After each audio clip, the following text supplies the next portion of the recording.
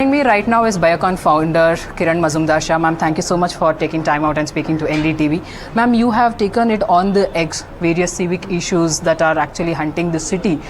You're speaking about the garbage issue, which is becoming more and more. You're also hitting out at the civic bodies as well. Ma'am, how do you see this is really going out of hands in the city, ma'am? See, I think this is the first comprehensive meeting we've had under the Chief Secretary. I think all the stakeholders were invited. We have a 90-day plan, which is about cleaning the city first, ridding it of debris and garbage. We also want to catch all these culprits who are dumping garbage and debris in a very illicit manner, illegal manner. So how do you do that? I mean, citizens also have to be vigilant. Police have to be vigilant. Unless there is fear of abiding by the law, people in this city are just not following good practices. So that's the first thing we are going to do.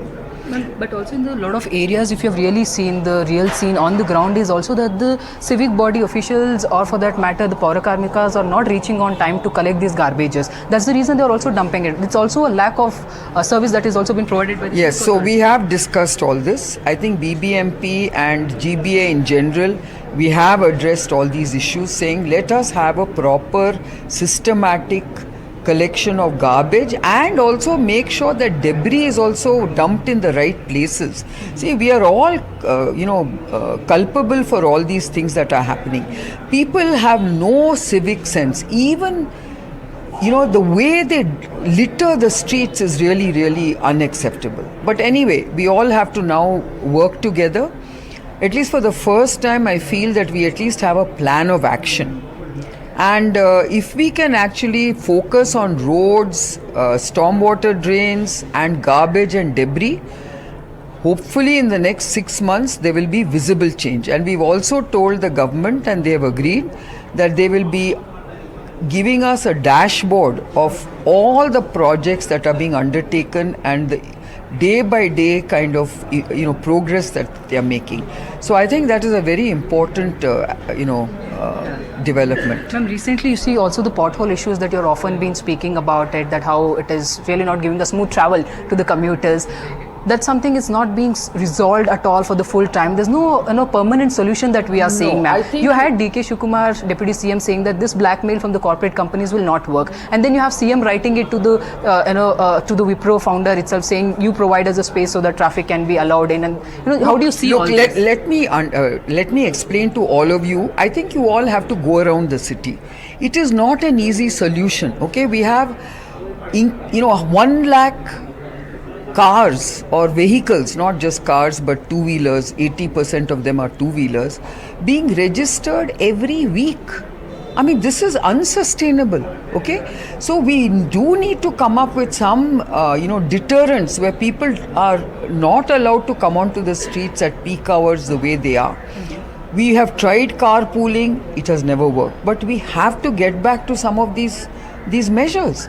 And we also have to make sure that people abide by law, and also what the fact is that whether it is pothole filling, whether it is asphalting, these are measures we'll have to do as quick fixes for the time being, but then gradually we will have to have permanent solutions.